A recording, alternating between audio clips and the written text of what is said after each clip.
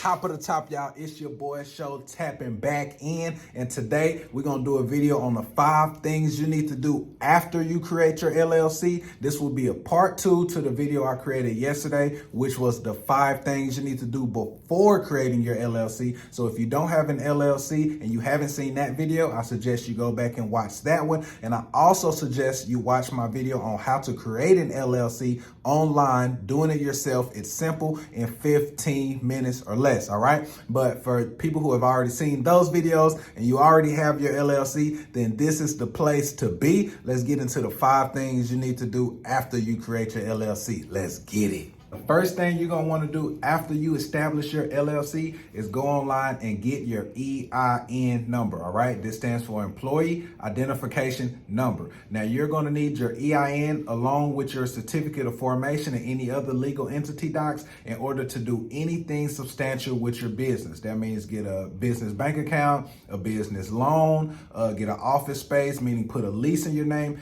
anything like that. The certificate of formation that you receive once you formulate your LLC that you get from the Secretary of State and the EIN number will go hand in hand pretty much anytime those documents are needed. All right. So if you buy property in your business name, they're going to want your certificate of formation along with your EIN. All right. This is free for you to get and you can get it pretty much instantly. All right. But this will be necessary and I'll post a link to that website below. So second, what you're going to want to put into place after you establish your LLC is an operating agreement. All right. So this is the agreement that lays out who all the members of the company are, how much equity in the company do they own, what are the daily operations of the company, how should one operate to earn their percentage, how are the profits shared, how will distributions be made to the owners, who can make decisions on behalf of the company, who can sign for transactions, let's just say above 10,000, above 20,000, whatever the agreement is, what happens to an owner's share if they happen to pass away. Does it go to their wife? Does it kick back to the other owners of the business? You want to have these things in place. And these are things most people do not even think about or consider when first starting a business, but these things are very necessary when you talk about having a business and making a lot of money, especially if people have never seen this type of money before. You don't want partners just going to the business bank account, getting money out to pay their rent at home, and it's coming from the business. But if you don't have an operating agreement and you don't have processes and things established, you never know what can happen, especially with the money. So protect your business, protect yourself, protect your partners if you value them. I suggest you contact an attorney to help you draft up your operating agreement. That way the terms can be specific around your business, around your partnership, around the things that you all want to see. And that way everybody is on one page. Third, you want to make sure you have a system in place to track your finances. All right. So that starts with getting a business bank account,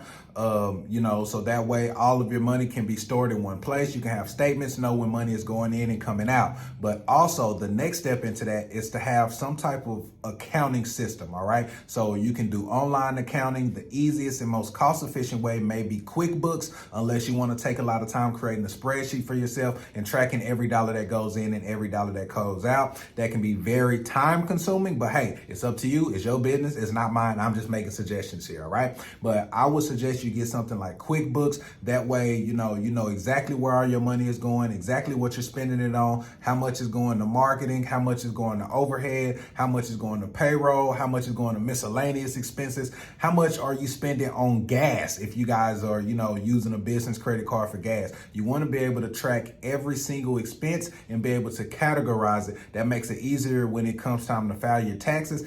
And if there's something going wrong in the business, you can spot where that money is leaking out of faster if you are tracking the money. Now, when you get a little more advanced, I definitely advise that you get a CPA or a bookkeeper, someone who can manage your QuickBooks and meet with you quarterly or monthly to go over your finances and your spending and talk to you about, how they can help you save on taxes and things like that. That's a little more advanced, but not too far down the line. All right. We're talking about business here, so you always want to keep the money and the finances first. Next, we're going to talk about everybody's favorite topic, taxes. Make sure you pay your taxes, all right? And here's a little gem that a lot of people miss. I know when I started my first business, which was a food truck and catering company, we had a lot of sales and we missed this important key when starting our business. If you are selling a product, you have to register your business with the state comptroller, okay?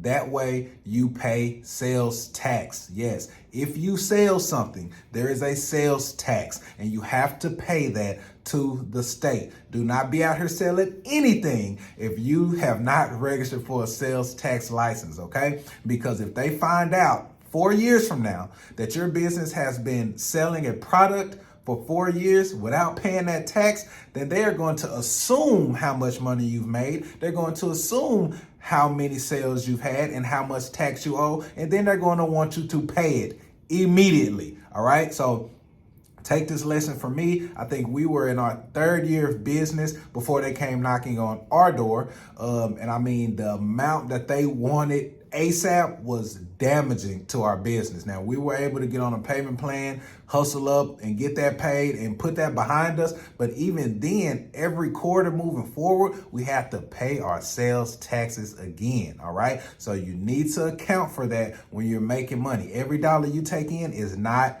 profit. You have to pay your taxes. And even if you're not selling a product specifically, you still need to pay quarterly or yearly taxes based on how your company is set up. I'm not a financial advisor, so I won't go into that. But the basis of this is put money up for taxes, all right? I advise you putting up a minimum of 10% of everything that comes into your business revenue-wise and saving that for taxes. Not 10% of the profit.